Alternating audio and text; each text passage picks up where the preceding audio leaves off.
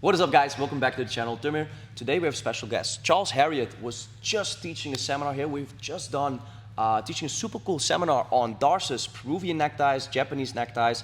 Today is not going to just show you technique. We actually had some really good questions there. You told us some concepts, and I want you to ask Charles. So usually with chokes, we set in the choke and we start squeezing, and you taught the people in the seminar like, hey guys, instead of fixating on grabbing something, don't use your hands and, well, use your arms and scissor and knives. Can you elaborate a little bit on that? Yes, so I personally have had like a little mini crusade in jiu-jitsu against our obsession with the triangle shape.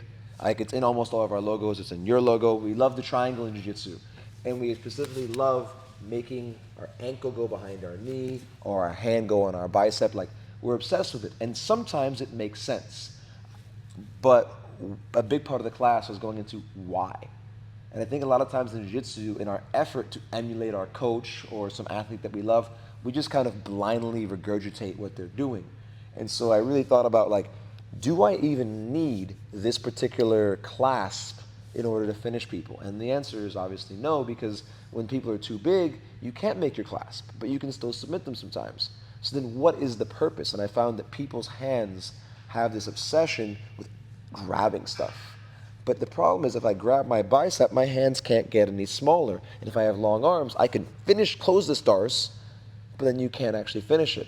And so I kind of had the idea of kind of pretending in the case of my arms that they're kind of knives that are sharpening each other, and you want to fit the loop of your arms around their head and arm to fit their size. So if I have a giant person and I can barely fit, I want to try there. But if I have a tiny person, then I have to slide it in and make it smaller. The same thing is true with your legs, which I call kind of cricketing. Have you ever seen a cricket kind of rub their legs together? With my triangle, if I close my triangle, I want to shove that in smaller. I want to constantly make the gap smaller so that I can fit it. And the analogy that I used was the difference between a kind of one-size-fits-all t-shirt, which is generally baggy, and it can fit on just about anybody, but it's not going to be snug, versus like a tailored suit or if clothes that actually fit you, it'll fit right around you. And so using your arms to kind of size things or your legs to size things will allow your strangles to be tighter for those of you who have longer limbs. But on the other side, understanding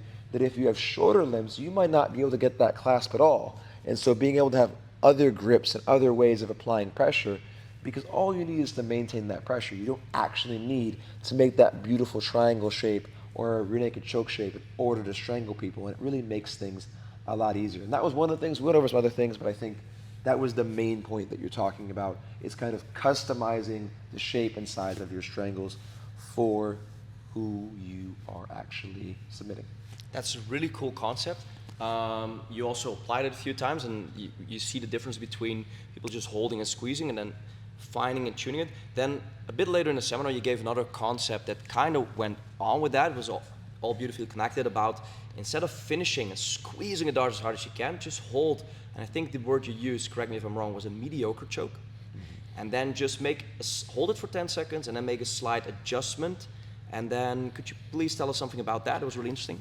Yeah, so this is something I've been obsessing about for a while. I first taught this concept that I call choke theory way back in 2018. I think I first filmed it in 2019. The whole idea behind it is that what makes strangulation different than everything else we do in jiu-jitsu is that it doesn't require moving to a particular point and then something rupturing, right? When you hyperextend an arm or do a bent arm lock, any joint lock, we're always moving the joint past its usual range of motion.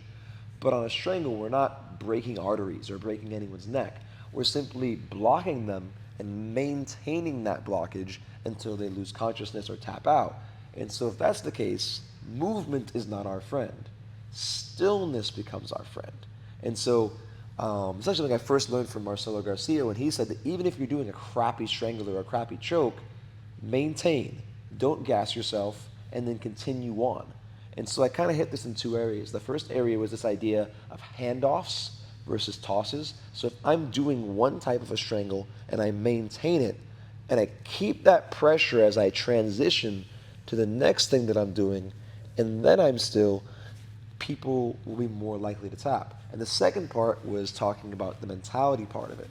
And the way that I often describe it is that the voices in your head are the reason you don't finish strangles. Because how many times have we been in that situation where we're trying to finish a rear naked choke, trying to finish a Darce, arm triangle, anything, and you feel like, I don't got it. And so you let go, and then the round ends, and your training partner's like, oh, dude, you were so close on that choke. And you're not sure if they're full of it or not, and the piece of you is like, yeah, they're just saying that to make me feel better, or they're trying to troll me, but no, usually the second that the voice in your head starts telling you to move is exactly when you should not. So to get over that, one of the kind of heuristics I use is to be still for a whole 10 seconds, and then at the end of those 10 seconds, make a small adjustment while maintaining pressure. Fix one thing, whether it be your depth, your angle, your lean, whatever it is, but never actually pushing all in on that squeeze unless you're low on time, or that's really important. But to keep your strangles efficient, maintain your squeeze at like a halfway amount you can keep for 10 seconds minimum. Adjust one thing, 5 seconds. Then adjust one more thing. And being able to maintain consistent pressure, even if it's not your strongest squeeze, over time, cumulatively, will be a much more powerful way of applying strangles and chokes than kind of pushing all in. If you push all in and you try and pop their head off, either you do it great, you get a tap, yeah, you win. Or you run into somebody who's a bit too tough, or you miss and you're slightly off, and you're just crushing their jaw and they grit their teeth. Don't get me wrong. There are people who can break your jaw, break your teeth. There are people who are just that strong. But you can't always be that guy or that girl who's got the power to break bones with your squeeze. And so if you're not that person, you're going to have to be efficient. That's kind of the whole point. So really just sitting down with yourself and training yourself to ignore the voices in your head will help you finish your strangles from everywhere. Cool. Guys, if you want to check out more content on Charles, I'll put some link in the descriptions. Also, if you're a gym owner watching, this guy travels the world with his girlfriend doing seminars, fiance, doing seminars on jiu-jitsu, but also she's an expert in massage therapy and physiotherapy. Very cool collaboration. Yep. If you own a gym, be sure to get Charles Harriott at your gym. Thank you guys for watching. See you in the next one. Hey. Oos.